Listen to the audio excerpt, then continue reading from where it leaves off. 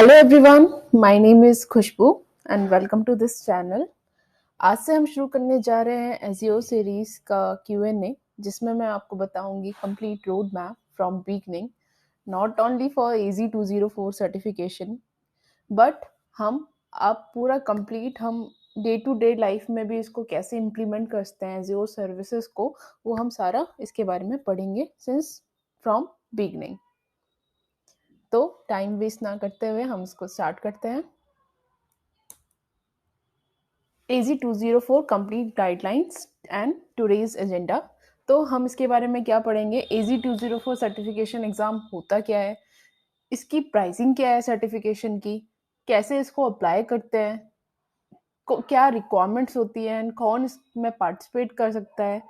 Suppose इसके अंदर अगर हम फेल हो गए या हमें रीटेक करना हो प्रोसेस, तो उसकी क्या प्रोसेस होते हैं, क्या पॉलिसीज होती हैं, बेनिफिट्स क्या हैं AZ 204 एग्जाम के, एग्जाम की वैलिडिटी क्या है, अगर एग्जाम की वैलिडिटी को बढ़ाना है, इस सर्टिफिकेशन की वैलिडिटी को अगर एक्सटेंड करना है तो क्या प्रोसेस होता है, कैंसलेशन रीस्केड्यूल पॉलिसीज क्या हैं, रिफंड पॉलिसीज क्या हैं। सपोज अगर आपने अपॉइंटमेंट ली है या फिर आप फेल हो गए हैं तो हमें रिफंड मिलेगा या नहीं मिलेगा, तो उसकी पॉलिसीज क्या हैं, कितना टाइम लगता है इस एग्ज़ाम को प्रिपेयर करने के लिए। Suppose you are professional, job के साथ कितना टाइम लगेगा, और आप फ्रेशर हैं, कोई जॉब नहीं करते हैं तो कितना टाइम लगेगा, कितने नंबर ऑफ क्वेश्चंस आते हैं एग्ज़ाम के अंदर, कितना टाइम लगता है, क्या पैटर्न होता है एग्ज़ाम का, नेगेटिव मार्किंग होती है या नहीं होती है, कितना पासिंग स्कोर है इसको क्लियर करने के लिए, क्या रोड मैप है, कैसे हम इसको प्रोसेस करेंगे,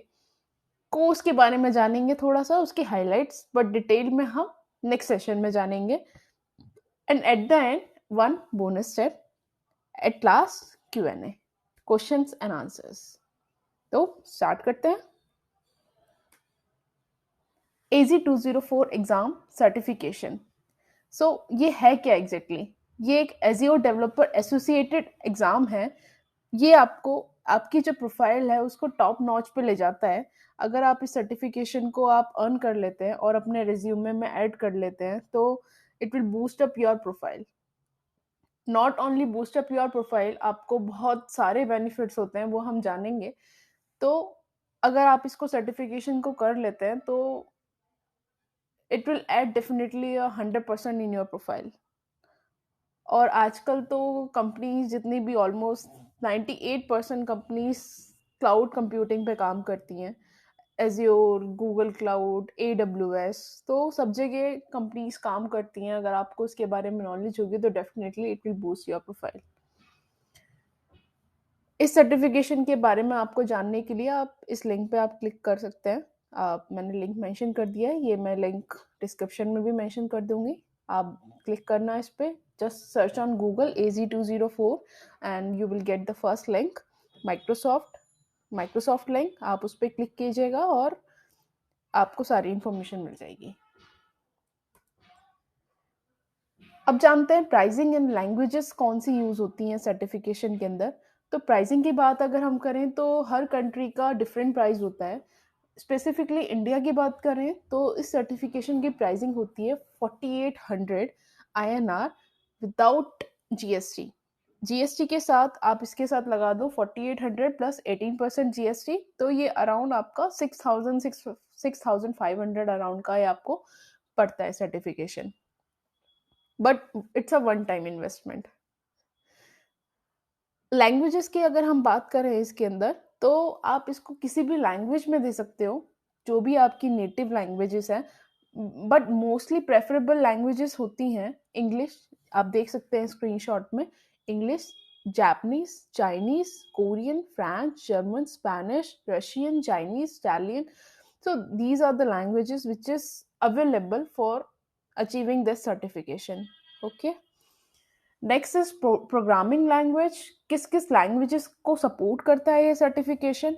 मेनली आपको ये सर्टिफिकेशन मेनली आपको ये सर्टिफिकेशन C# और पाइथन में मिलेगा। आपको उसी में इसको अचीव करना पड़ेगा।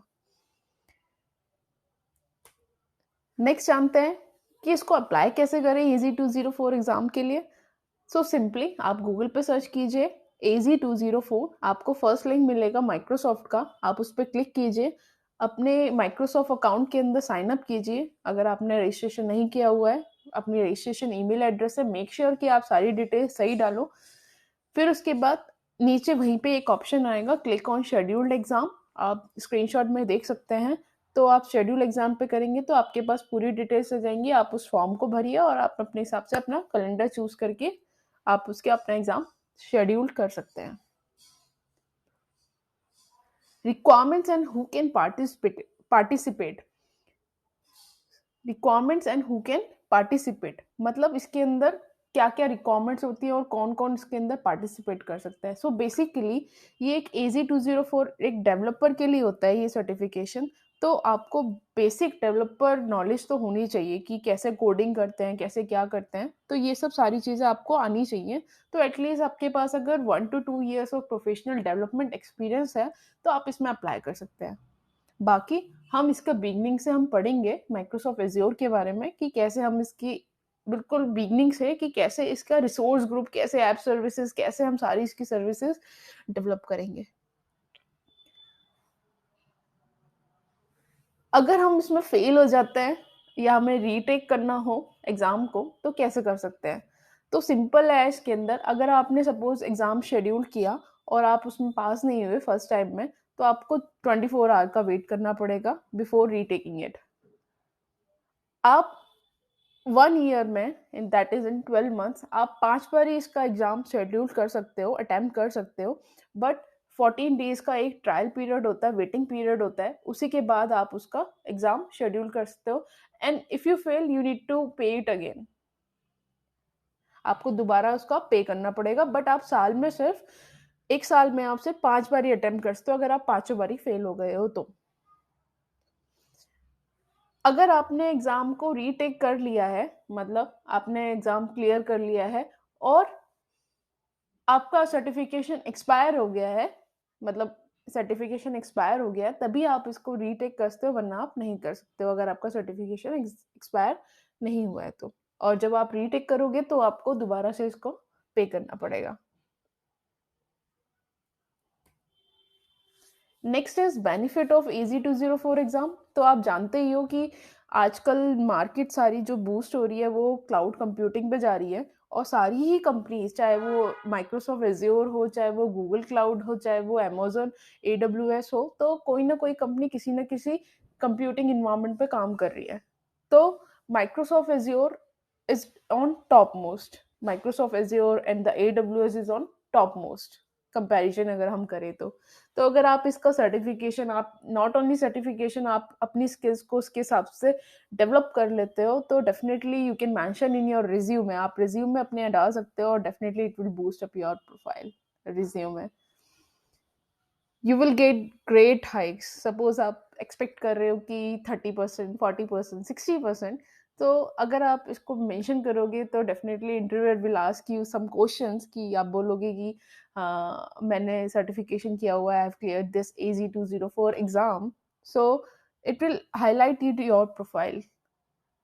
Not only the interviewers, it also highlighted and attract the recruiters.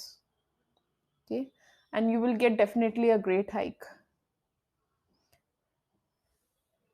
So इसके बहुत सारे बेनिफिट्स हैं, सिर्फ सर्टिफिकेशन नहीं, हम इसके बारे में कंप्लीट जानेंगे।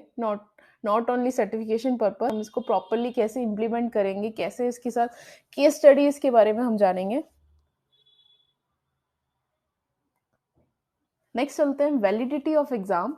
एंड अगर इसको हमें एक्सटेंड करना हो वैलिडिटी को तो कैसे। अगर सपोज आपने इस एग्जाम को पास कर लिया है तो इसकी जो वैलिडिटी होती है वो 1 ईयर की वैलिडिटी है। पहले इसकी 2 ईयर की वैलिडिटी हुआ करती थी, पहले 2 ईयर की वैलिडिटी हुआ करती थी, अब इसकी 1 ईयर की वैलिडिटी है। बट अगर आपको इसकी 2 ईयर की वैलिडिटी करनी है तो इन्होंने एक रिन्यू पॉलिसी दे रखी है आपको, इसे अगर एक्सटेंड करना हो तो अगर सपोज आपने इसको क्लियर कर लिया तो after 6 month from certification you can renew a certification, आप रिन्यू कर सकते हो। तो ये ऑप्शन आपके पास 6 मंथ के बाद ही आता है, आपके पोर्टल पे वो दिखना शुरू हो जाएगा। तो आप उसको रिन्यू कर सकते हो 1 और साल के लिए विदाउट एनी कॉस्ट, और कोई आपको मॉनिटर नहीं करेगा। तो आप जस्ट पोर्टल पे जाओ माइक्रोसॉफ्ट और अप्लाई करो रिन्यू प्रोसेस। ये ऑप्शन सिर्फ 6 मंथ के बाद ही अवेलेबल होगा। आपको अगर रिन्यू करना है एग्ज़ाम तो कोई फ़ीस नहीं लगेगी, कोई मॉनिटर नहीं करेगा और आप कितनी बार भी इस एग्ज़ाम को देख सकते हो। तो by this way you can extend your validity by 2 year. Next चलते हैं कैंसलेशन एंड रीस्केड्यूल्ड पॉलिसीज। अगर सपोज आपने अपना एग्ज़ाम शेड्यूल किया हुआ है, सपोज मैं आज 27 है और मैंने इसको स्केड्यूल किया हुआ है 29 के लिए, एंड समहाउ मेरे पास कुछ अर्जेंट वर्क आ गया और मैं उसको अटेंड नहीं कर सकता, तो आपको अगर इसे कैंसिल करना है तो आपको 24 आवर पहले आपको उसको कैंसिल करना पड़ेगा या रीस्केड्यूल करना पड़ेगा। अगर आपने तभी ऑन द सेम डे कर रहे हो तो वो कैंसल नहीं होगा और आपको उसका रिफंड भी नहीं मिलेगा। अगर आप इसको कैंसिल कर देते हो या रीस्केड्यूल कर लेते हो तो रीस्केड्यूल मतलब आप कोई और डेट सेलेक्ट कर लेते हो। अगर आप इसको कैंसिल कर लेते हो तो फिर आपका जो पैसा होगा वो रिफंड हो जाएगा। Next is refund policies. अगर आप बाय चांस इस एग्ज़ाम को क्लियर नहीं कर पाते हो या फिर आपने जो भी अपना स्केड्यूल किया हुआ है उसकी अपॉइंटमेंट आपकी मिस हो जाती है तो आपको कोई रिफंड नहीं मिलेगा। Now time to prepare for exam. कितना टाइम लगेगा इसको प्रिपेयर करने के लिए? सपोज मैं इसको अभी शुरू करती हूँ और मैं एक प्रोफेशनल हूँ, जॉब करती हूँ साथ में, तो वी ऑल नो कि 9 to 5 जॉब, 8 आवर्स 9 आवर्स की जॉब के साथ थोड़ा ट्रिकी हो जाता है। बट अगर हम पर डे का 1 आवर 2 आवर्स भी देते हैं, 2 आवर्स तो नीडेड है, तो 2 आवर्स भी अगर हम देते हैं इसको प्रॉपरली पढ़ने के लिए तो हम 4 to 5 मंथ में इसके लिए प्रॉपरली अच्छे से प्रिपेयर हो जाएंगे। सिर्फ सर्टिफिकेशन वाइज आपको करना है तो आप जल्दी प्रिपेयर कर लोगे, लेकिन अगर आपको प्रॉपरली अच्छे से ज़्योर को पढ़ना है तो 4 to 5 मंथ्स तो लगेगा। इसकी एक एक सर्विसेज को अच्छे से एक्सप्लोर करना है, प्रॉपर इम्प्लीमेंट करके, केस स्टडीज पढ़ के। और अगर आप फ्रेशर हो, आप जॉब नहीं करते हो, तो आप कॉन्टिन्यूसली इसको स्टडी कर रहे हो तो मैक्सिमम बाय 2 मंथ्स आप इसको प्रिपेयर कर लोगे। Total number of questions, time and pattern. तो अब समझते हैं हम कि जो एग्जाम में कितने नंबर ऑफ क्वेश्चंस आते हैं, कि कितना टाइम लगता है, क्या पैटर्न होता है। तो इसके अंदर टोटल 41 क्वेश्चंस आते हैं, मतलब अप्रॉक्स इतने क्वेश्चंस आते हैं। इनका पैटर्न थोड़ा थोड़ा बीच बीच में चेंज होता रहता है, बट 41 क्वेश्चंस मेरे टाइम में आए थे, तो I have mention this 41 questions. So इनका जो पैटर्न होता है वो 31 क्वेश्चंस आते हैं सारे टॉपिक्स में से। सारे टॉपिक्स हम जो सिलेबस है उसको डिस्कस करेंगे तब मैं बताऊंगी। सारे टॉपिक्स होते हैं, इनकी डिफरेंट डिफरेंट सर्विसेज होती है, app services, storage, security, monitoring, logging. तो ये जो सारे हैं इनके डिफरेंट डिफरेंट सेशंस है। तो डिफरेंट डिफरेंट सेशंस में से इनमें से ये 31 क्वेश्चंस आते हैं। क्वेश्चन के जो टाइप्स होते हैं वो डिफरेंट टाइप के होते हैं। लाइक आपके पास कुछ ड्रैग एंड ड्रॉप वाले होंगे, आपको ड्रैग करना होगा अपना आंसर और देन ड्रॉप करना होगा। एमसीक्यूज होंगे, मल्टीपल चॉइस क्वेश्चंस होंगे, मतलब आपको उसमें से चूज करना होगा अपना आंसर। ड्रॉप डाउन होगा, आपके पास ड्रॉप डाउन दे रखा होगा, आपको उसमें से सेलेक्ट करना होगा आंसर। रीऑर्डरिंग, आपको अरेंज करना होंगे अपने आंसर्स। ट्रू फॉल्स, आपको इधर आंसर ट्रू होगा या फिर फॉल्स होगा। मल्टी चेक बॉक्स, आपको आंसर्स कैन बी मल्टीपल, आपको मल्टीपल आंसर्स उसमें सेलेक्ट करने पड़ेंगे, उसके हिसाब से उसके वेटेज होगी मार्क्स की। 31 क्वेश्चन इस टाइप से आएंगे। 10 क्वेश्चन जो होंगे आपके आपके पास एक केस स्टडी आएगा। उस केस स्टडी को पढ़कर आपके पास अराउंड 10-12 क्वेश्चन होंगे। आपको फिर उसके हिसाब से उन 10 क्वेश्चन के भी पैटर्न सेम ही रहेंगे, इधर drag and drop, MCQ, drop down, reordering, true false, multi check box, और आपको उसको सेलेक्ट करना पड़ेगा। टोटल टाइम अप्रॉक्स इसके अंदर 120 मिनट होता है। दैट इज अप्रॉक्स, थोड़ा चेंज होता रहता है इधर उधर, बट अप्रॉक्स इसका 120 मिनट होता है आपको ये सारा कवर करने के लिए। हाँ। Now is there any negative marking? कोई नेगेटिव मार्किंग नहीं है, इसलिए कोई क्वेश्चन मत छोड़ना। आपको थोड़ा सा भी उसके अंदर लगता है कि ये सही है, ये सही है, तो उसको आप मार्क कर सकते हो। हाँ, now next is passing score of AZ204 exam. कितना पासिंग स्कोर होना चाहिए इस एग्जाम को पास करने के लिए? तो कम से कम 700 नंबर तो आने ही चाहिए, और we can say 70 percentile plus pass in all sections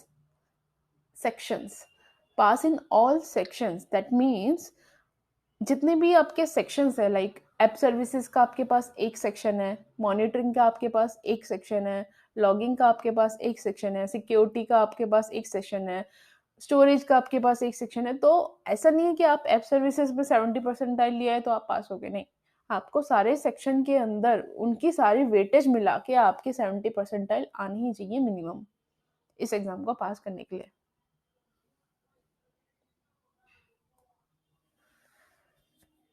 next is study road map AZ204। क्या हम इसका रोड मैप फॉलो करने वाले हैं? सो बेसिकली अगर आपको एज्योर के बारे में बहुत डीप में जानना है, इसके बारे में कि इसके इंट्रोडक्शन के बारे में, ठीक है, इसके फीचर्स के बारे में, इसके एडवांटेजेस के बारे में, डिसएडवांटेजेस के बारे में, और भी बहुत सारी चीज़ें हैं, इसके आर्किटेक्चर के बारे में, इसके क्या गवर्नमेंट पॉलिसीज होती हैं, इसके कॉन्सेप्ट्स क्या-क्या होते हैं, तो उससे पहले आपके पास एक और कोड होता है, जैसे आपके पास AZ204 होता है। 204 एक कोड है जो आपके सर्टिफिकेशन को इंडिकेशन देता है। सिमिलरली आपके पास एक और कोड होता है AZ900।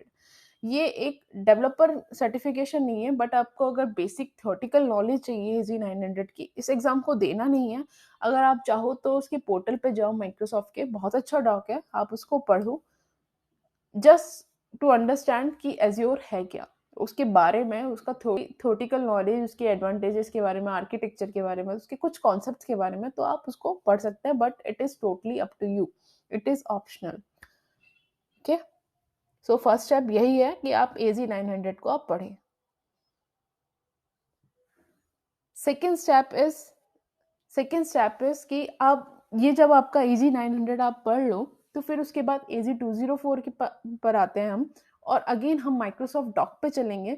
उसके अंदर कंप्लीट डिस्क्रिप्शन है, आप कहीं और से मत पढ़ना कि कुछ भी गलत कोई और पढ़ाए।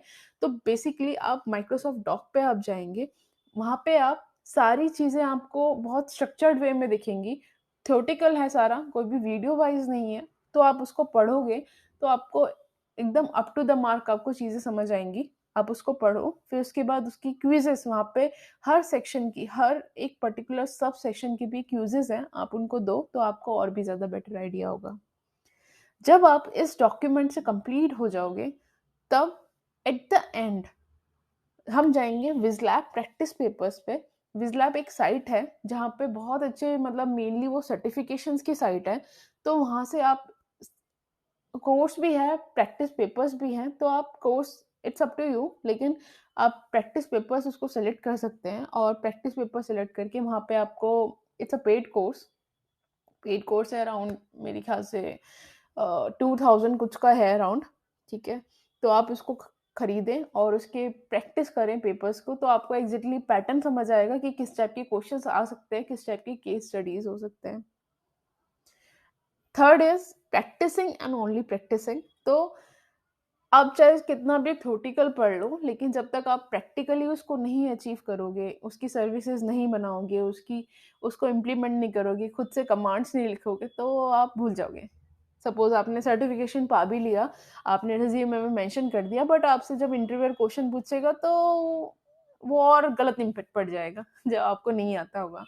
तो बेटर है कि थ्योरेटिकल पढ़ने के साथ साथ, थ्योरेटिकल आप पढ़ लोगे माइक्रोसॉफ्ट डॉक से, ठीक है, वो मैं आपको ज़्यादा पढ़ाने भी नहीं वाली उसके बाद आप जब थ्योरेटिकल पढ़ लोगे, तो हम उसको रियल इम्प्लीमेंट करेंगे, कैसे हम कंप्लीट कैसे करने वाले हैं, वो हम एज़्योर सीरीज की आगे के लेक्चर्स में पढ़ने वाले हैं। क्विक सजेशंस, लाइक आप कुछ जैसे जैसे हम पढ़ना शुरू करें, या फिर आप जैसे भी पढ़ना शुरू करो, तो आप उसके क्विक नोट्स बनाओ अपनी कॉपी में, जैसे कि it's easy at the end of certification, जब आप अपना अपॉइंटमेंट ले लो और शेड्यूल कर लो, तो आप उसको क्विकली उसको रिवाइज कर सको। जब हम कमांड्स पढ़ेंगे, कमांड का क्विक नोट्स बना सको। एंड लास्ट इज, जब हम ये सब सारे डन कर लेंगे, देन उसके बाद अगर आपको और क्वेश्चंस की प्रैक्टिस करनी है, तो एक साइट है एग्जाम टॉपिक, तो हम इस लिंक पे जाएंगे और वहाँ पे बहुत सारे क्वेश्चंस हैं, बहुत सारे, तो वो पब्लिक नहीं दिए हुए हैं कि नॉट श्योर कि वो आंसर्स करेक्ट भी हैं या नहीं है, बट आपको उसका पैटर्न समझ आ जाएगा कि किस टॉपिक से कैसे क्वेश्चंस बन सकते हैं। तो ये कर सकते हैं, मतलब जब आपने इस एग्ज़ाम शेड्यूल कर लिया, अपॉइंटमेंट है आपके पास और लास्ट के 15 डेज़ पड़े हुए हैं, तो आप इस पे प्रैक्टिस करो क्वेश्चंस की after all this. Okay, now AZ 204 course highlight. तो सिलेबस के बारे में अगर हम डिस्कस करें, अभी भी जस्ट हम इसके बारे में एक बहुत ब्रीफ इंट्रो लेंगे, डिटेल में इसको समझेंगे हम लेक्चर 1 में, इसके पूरे डिटेल कोर्स के बारे में कि क्या-क्या होता है, किस सेक्शन में क्या-क्या होता है, इसको कैसे पढ़ने वाले हैं हम, वो हम डिटेल नेक्स्ट लेक्चर में पढ़ेंगे। तो अगर आपको इसके सिलेबस के बारे में जानना है, तो ये मैंने माइक्रोसॉफ्ट का लिंक मेंशन किया हुआ है, ये मैं डिस्क्रिप्शन में भी डाल दूँगी। तो इसके बेसिकली 5 सेक्शंस हैं। पहला है एज़्योर कंप्यूट सॉल्यूशंस। सो इसमें क्या आता है, इसमें सारी जितनी भी ऐप सर्विसेज़ होती हैं, वर्चुअल मशीन्स होती हैं, कैसे उनको बनाते हैं, कैसे उनके पास कमांड वगैरह लिखते हैं, ये सारी कैसे उनको इम्प्लीमेंट करते हैं, ये सारी चीज़ें इसके अंदर आती है, डिप्लॉयमेंट स्लॉट्स वगैरह सब चीज़, ठीक है? ये सब हम इसके अंदर पढ़ने वाले हैं। इसका बेसिकली जो वेटेज है वो 25 टू 30% है, जो मतलब एग्ज़ाम के अंदर जो इसका वेटेज है, 25 से 30% के बीच में इसमें से आता है, इस सेक्शन में से। Second is develop for Azure storage. इसके अंदर बेसिकली सारे स्टोरेज कैसे होते हैं, जैसे ब्लॉब स्टोरेज होता है, फाइल स्टोरेज होता है, टेबल स्टोरेज होता है, क्यू स्टोरेज होता है, ये सब इसके अंदर हम पढ़ने वाले हैं, सारे स्टोरेजेस के बारे में, और इसका वेटेज है 15 टू 20%।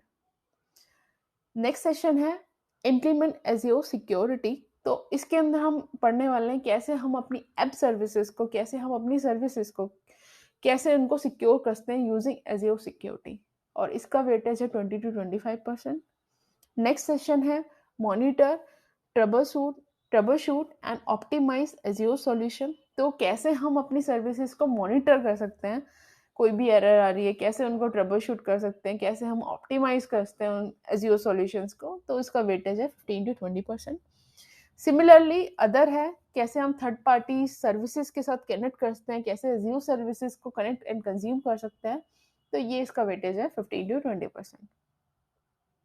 और मेक श्योर कि ऐसा नहीं है कि हम सिर्फ इस सेक्शन में पास हो गए तो ठीक है, हमें सारे सेक्शंस में पास होना पड़ेगा, क्योंकि जो भी हमारे मार्क्स होंगे 70 परसेंटाइल होंगे, हमें सब में से मिला के पास होना पड़ेगा सारे सेक्शंस में से।